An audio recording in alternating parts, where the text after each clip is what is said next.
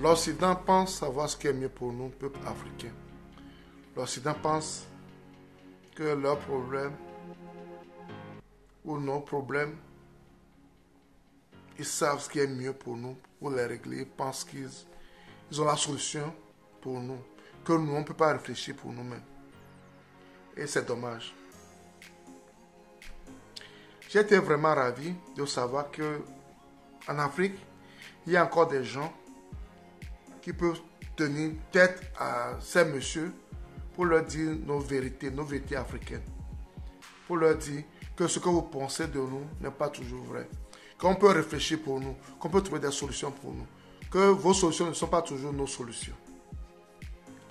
La dernière fois, il y a un haut dignitaire, un diplomate allemand qui est parti en Namibie et au cours d'une discussion, il dit au président namibien que il y a trop de Chinois en Namibie, les business et autres, c'est possédé par les Chinois, qu'il y a moins d'Européens dans le pays. Et j'ai été vraiment ravi de voir que ce monsieur, ce président namibien, a pris son calme et a répondu d'une manière olympique, d'une manière intelligente à ce monsieur. Car ces Occidentaux pensent détenir le monopole du savoir. Ils savent ce qui est mieux pour nous chez nous. Et vraiment, si on peut avoir beaucoup de dirigeants de ce genre, qui peuvent dire la vérité aux Occidentaux, qui ne sont pas là pour dire ok à ces Occidentaux, l'Afrique va évoluer et l'Afrique va devenir ce qu'elle était. Ce monsieur se permet de dire à ce président, dans son pays, que je suis venu chez vous et je vois qu'il y a beaucoup de Chinois qui font du business, qui sont un peu partout, et je vois moins d'Occidentaux. C'est pas connaître ce monsieur, ce président, qui a répondu avec un calme olympique à ce monsieur. La Namibie, c'est pour nous les Namibiens. Et nous sommes libres de traiter avec qui on veut. Il y a beaucoup d'Occidentaux chez nous. Vous venez chez nous pratiquement sans visa et vous n'avez pas de problème. Nous, on va chez vous avec des problèmes. Il y a même des gens qui vont chez vous avec des passeports diplomatiques. Ils sont malmenés à l'aéroport. Ils sont malmenés à l'immigration. Et vous allez nous dire quoi? Vous ne nous respectez pas. Nous sommes libres de traiter avec qui on veut. Nous sommes libres de traiter avec qui on veut. Et il fallait voir la tête de ce diplomate allemand. Il est rentré dans sa coquille. Il est rentré littéralement dans sa coquille. Parce qu'il ne s'attendait pas à ça. Parce que chaque temps quand il parle, quand il dit ce genre de choses, nos dirigeants font que ceci. Ils baissent la tête pour ne pas heurter le maître. Ils baissent la tête pour ne pas heurter le maître. Mais ce monsieur n'a pas été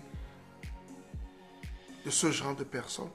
Il a répondu sèchement à ce monsieur, d'une manière intelligible et intelligente. Il fallait voir ce diplomate allemand. On a bouclé son bec. On a bouclé son bec. On a bouclé son bec.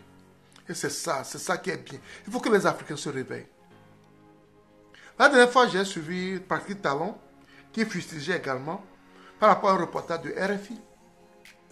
Par rapport à un reportage de RFI. Quand ça va mal, ils sont très contents. RFI est très content de dire que ça va mal. Et quand ça va mieux, ils ne le disent pas. Et Patrick Talon, le président béninois, avait fustigé par rapport à ça, par rapport à un reportage que RFI avait fait. Il faut qu'on se réveille, nous, Africains, nous, peuples africains, et savoir où est notre intérêt. Il faut qu'on se réveille et savoir où est notre intérêt. Parce que ces messieurs, c'est leur intérêt qui est important pour eux. Il faut qu'on le sache. Et ne pas prendre tout ce qu'ils nous disent. Si les gens vont traiter avec la Chine, wherever, la Russie, wherever, et vont trouver gain de cause, il faut traiter avec ces personnes. Parce que les pays n'ont pas d'amis, ils ont des intérêts. Il faut que les Africains comprennent ça. Parce que beaucoup d'Africains pensent que ces gens sont leurs amis. Non, ils ne sont pas vos amis. Ils ne sont pas vos amis. Ils sont avec vous parce qu'ils gagnent quelque chose chez vous. Même les Chinois, les autres et autres, ils ne sont pas nos amis également. Il faut qu'on arrive à traiter avec eux, d'égal à égal. Si tu m'arranges, traite avec moi, on s'arrange, tu gagnes, je gagne. Pas cet esprit de domination que l'Occident a toujours prôné sur nous, Africains. Et je me rappelle aussi, quand Mandela était sorti de prison, après tant d'années d'apartheid, il a fait plus de 27 ans en prison. Il est parti aux États-Unis une fois, et au cours d'une conférence de presse, un journaliste lui demandait je t'apprécie bien, je t'apprécie beaucoup, mais pourquoi toi, avec ta carrure et autres, tu t'associes avec des pays comme la Libye, le Cuba et autres, qui ne sont pas des personnes fréquentables. Il parlait de Fidel Castro et de Kadhafi à l'époque. Et j'ai vraiment aimé la réponse de Mandela. J'ai vraiment aimé la réponse de Mandela, qui lui disait à ce journaliste, pourquoi vous, occidentaux, whatever, pensez que vos ennemis doivent être nos ennemis? Pourquoi vous pensez que vos ennemis doivent être nécessairement nos ennemis? Vos ennemis ne doivent pas être nécessairement nos ennemis. Quand nous étions dans l'apartheid, ces personnes que tu cites, qui ne sont pas fréquentables, ce sont ces personnes qui nous ont aidés, qui nous ont fourni ce qu'il faut nous fournir, des armes, des logistiques, whatever, pour pouvoir sortir de cette situation. En ce moment, vous, occidentaux, vous étiez alliés des personnes qui nous oppressaient. Vous étiez alliés de ce régime d'apartheid. Quand ces personnes nous soutenaient, et maintenant, tu veux que nous on tourne le dos aux gens qui nous ont soutenus et devenir alliés avec vous? C'est pas possible. Il faut arrêter de penser que vos ennemis doivent être nos ennemis. Et c'est ça. Même avec la guerre en Ukraine que nous voyons, on veut que l'Afrique fasse un bloc derrière les Occidentaux. C'est ce qu'on veut qu'on fasse. On veut que l'Afrique fasse un bloc derrière les Occidentaux. Sans penser aux intérêts des Africains.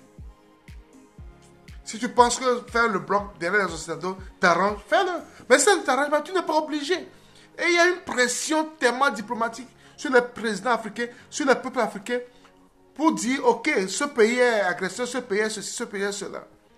Mais on sait que l'histoire aussi, nous tous nous connaissons l'histoire. Nous connaissons l'origine de cette guerre. Nous savons que les gens n'ont pas respecté leurs engagements. C'est ça qui a poussé à cette guerre. Mais on ne nous dit pas ça sur les médias. Surtout les médias qui font l'apologie de ces personnes. J'ai vraiment aimé ce que Patrick Talonsi a fait. Il a fustigé ce reportage de RFI. Quand nous étions enfants, nous étions petits, on pensait que RFI et autres, France Inter, ce sont les médias qui prennent la pure vérité, la vérité biblique. Mais quand on grandit, on a commencé à comprendre. C'est un politique de propagande, de doctrine. Il essaie de changer notre manière de penser. Ça ne peut plus passer. Les Africains voient clair maintenant. Ça ne peut plus passer. Les Africains voient clair maintenant. Merci à ce président namibien qui a su répondre en tant qu'un digne fils d'Afrique à ce monsieur. Et j'espère que nos autres dirigeants aussi feront la même chose. Il ne faut pas mettre leur queue entre les jambes quand les maîtres veulent qu'on fasse ce qu'ils veulent qu'on fasse. Bravo à ce président, bravo à ce digne fils d'Afrique et bravo à l'Afrique. À la prochaine.